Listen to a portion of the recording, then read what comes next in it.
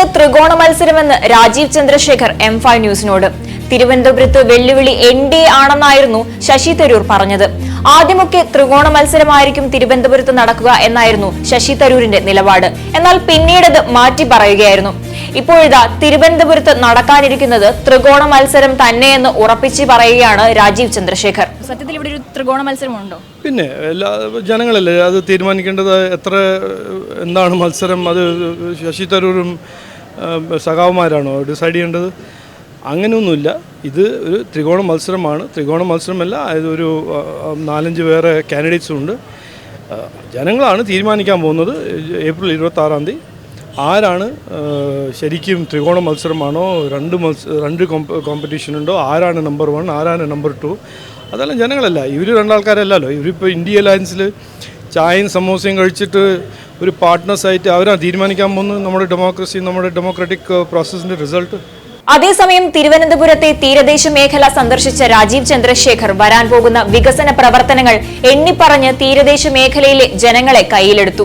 നമുക്ക് ഏപ്രിൽ 27-ാം തീയതി വോട്ട് ചെയ്ത് ഉറപ്പിക്കണം. അത് ചെയ്താൽ ഞാൻ ജയിച്ചാൽ ജൂൺ 4-ാം തീയതി വിട്ട് ജൂൺ 5-ാം തീയതി മുതൽ ഇവിടെ മിനി ഫിഷിംഗ് ഹാർബറിന്റെ പ്രോജക്റ്റ് ഞാൻ തുടങ്ങി. അത് ഞാൻ ഇന്ന് ഉറപ്പ് തരുന്നുണ്ട്.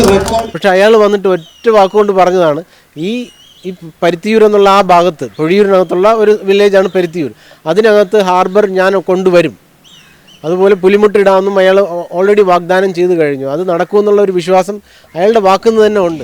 തിരുവനന്തപുരത്ത് വികസനം കൊണ്ടുവരണമെങ്കിൽ രാജീവ് ചന്ദ്രശേഖർ വരണമെന്നാണ് സാധാരണക്കാരായ ജനങ്ങൾ പറയുന്നത്. കഴിഞ്ഞ 3 തിരഞ്ഞെടുപ്പിലും വിജയിച്ചെങ്കിലും സാധാരണക്കാർക്ക് വേണ്ടി ശബ്ദമുയർത്താൻ ശശി തരൂരിന് കഴിയാതിരുന്നത് ഒരു ഭരണവിരുദ്ധ വികാരം ജനങ്ങൾക്കിടയിൽ സൃഷ്ടിച്ചിട്ടുണ്ട്. അക്കാരണം കൊണ്ട് തന്നെ വരാനിരിക്കുന്ന തിരഞ്ഞെടുപ്പിൽ രാജീവ് ചന്ദ്രശേഖർ വന്നെങ്കിലേ വികസനം ഉണ്ടാകൂ എന്നാണ് ജനങ്ങൾ അഭിപ്രായപ്പെടുന്നത്. 2024 ലോക്സഭാ തിരഞ്ഞെടുപ്പിന് ഇനി ദിവസങ്ങൾ മാത്രം ബാക്കി. തിരുവനന്തപുരം തിരഞ്ഞെടുപ്പ് ചൂടിലാണ്.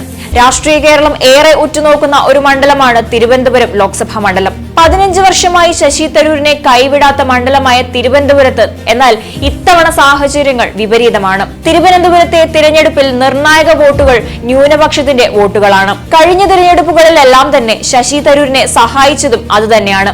എന്നാൽ അവർക്ക് വേണ്ടി യാതൊരു വികസന പ്രവർത്തനങ്ങളും നടത്താതിരുന്നതിലുള്ള അതൃപ്തി ജനങ്ങൾക്കിടയിലുണ്ട്. അതുകൊണ്ട് തന്നെ പുതിയ വികസന പ്രവർത്തനങ്ങളിലൂടെ ജനങ്ങളുടെ വിശ്വാസ്യത നേടിയെടുക്കാൻ രാജീവ് ചന്ദ്രശേഖറിനായാൽ തീർച്ചയായും ഇത്തവണത്തെ വോട്ടുകൾ അദ്ദേഹത്തിന് ഒപ്പമായിരിക്കും. M5 news, Thiruvananthapuram.